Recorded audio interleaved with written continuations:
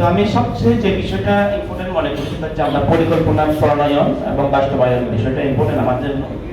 আমি কি করতে চাই, আমি যদি বিগত ১.৫ বছরের হিসাবটা ধরি, রাঙামাটির যে অবস্থা, আমরা যে জায়গায় বসে আছি, আমরা যেখানে আমরা কথা বলছি আপনার সাথে, এই প্রতিষ্ঠান কিভাবে চলছে, এই প্রতিষ্ঠানের উপরে শিক্ষা, স্বাস্থ্য, কৃষি, প্রাণী সম্পদ থেকে শুরু করে সকল ডিপার্টমেন্ট আমরা এইখানে বসে আছি। মিনিস্ট্রি থেকে আমাদের হিলের ডেভেলপমেন্ট করার জন্য অনেক কিছু বরাদ্দ দেওয়া হয়।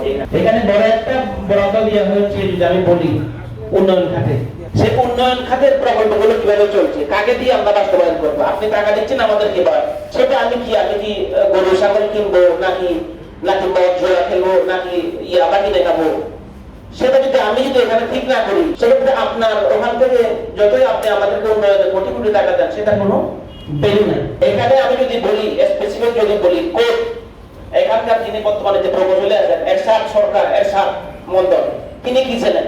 তিনি হলেন বঙ্গবন্ধু পরিষদের সভাপতি ছিলেন, ডিপ্লোমা পরিষদের সভাপতি। সেই লোক এখানে বসে এখন কিছু বিরোধী আওয়ামী লীগ লম্বা লম্বা কথাবার্তা বলে, তাকে অফিসে একটা সারাদিন পাওয়া যায় না, বাসের কর্মকর্তা পাওয়া যায় না, একটা কাজের অনুভূতি 4 মাস ধরে আমি ঘুরতেছি। তার কি এত দাম্ভিকতা, এই এর সাথে কি এত দাম্ভিকতা তার? গতকালকে গেলাম শিবের ওখানে, যিনি মুখ্যমন্ত্রী ওনাকে আমি বললাম, আপনি কি মানুষ?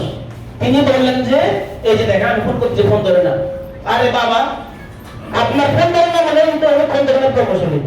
তো এইভাবে হলে তো হবে না। আপনার উন্নয়ন, আর যদি আমি 4 মাস যদি উন্নয়ন কার্যক্রম যদি 4 মাস যদি ব্যাহত হয়, সিম্পল একটা উদাহরণ, সেই যদি আমি যদি বলি এখানে যারা স্টাফ আছে প্রকৌশল শাখায়, তাদেরকে সাদা ইয়াবা বা বিভিন্ন ধরনের অভিযোগে তাদেরকে দপ্তর থেকে বহিষ্কার করা হয়েছে। এখন পিয়ন পর্যন্ত নাই, আপনার ইউনেস্কো প্রতিনিধি করা হয়েছে উপজেলা টার্গেট হাউসে, আমার পিয়ন নাই। এখন কি হবে? এখন তার কাছে গেলে ফাইল পাওয়া যায় না। ফাইল কোথায়? ফাইল নাই। আপনার অফিসে ফাইল যাবে কোথায়? চেয়ারম্যান স্যারকে বলছিলাম যে আপনার এই প্রপোজালের বিরুদ্ধে কি ব্যবস্থা নেবেন, কোনো খবর নাই। এগুলো কোর্ট, এবং আমি চ্যালেঞ্জ করে বলছি, এটা আমি ব্যক্তি। এখন শুধু এই যে 4 মাসে আমি যে ঘুরলাম, 4 মাসে ঘুরতে গিয়ে কত ধরনের যে এখানে কত ধরনের তো পরিশ্রম হয়, আমি অবাক করলাম। মানে এটা কিভাবে চলছে জেলা পরিষদ? এটা কি পসিবল? এই ধরনের প্রত্যেক মানুষ কেন বসে রাখা হয়? এখানে বলা হচ্ছে আর্মিদের, আবার আর্মিদের কয়ে দেখায়, বাবা আর্মিদের কয়ে দেখান কেন? আপনি আর্মি কি আপনাকে বলছে এখানে করাপ্টেন করছে? এইটা একটা বিষয় আপনি ইম্পর্টেন্ট। আমি আপনাকে রিকোয়েস্ট করবো যে এই ধরনের প্রত্যেক মানুষ আমাদের এখানে দোকান নাই, সোজা কথা। এখানে পরিকল্পনা চরম অভাব আমরা দেখি, প্ল্যানিং এর ক্ষেত্রে, সমন্বয়ের ক্ষেত্রে চরম অভাব আমরা দেখি। আমি যদি বলি বর্তমানে 350 কোটি টাকার এইদিকে একটা প্রজেক্ট চলছে, যে পাবলিক হেলথ বাস্তবায়ন করতেছে।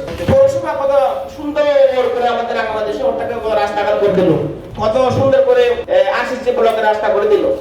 এদিকে গেলে গর্ত, ওইদিকে গেলে গর্ত, এদিকে গেলে গর্ত। তো আপনি গর্ত ঘুরবেন, আপনি আগে থেকে প্ল্যান দেবেন না। পুরো রাঙামাটি শহরে গর্ত পড়ে গেছে, কালিন্দীপুর গেলে গর্ত, সব জায়গায় গর্ত। পৌরসভা যে সুন্দর যে একটা অবকাঠামো করছে, সেই অবকাঠামোকে প্রসেস করতে হচ্ছে পাবলিক হেলথ। হলো নি এটা? তার মানে এটা প্ল্যানিং এর মধ্যে সমস্যা, সমন্বয়ের অভাব। তো এটা কেন হবে?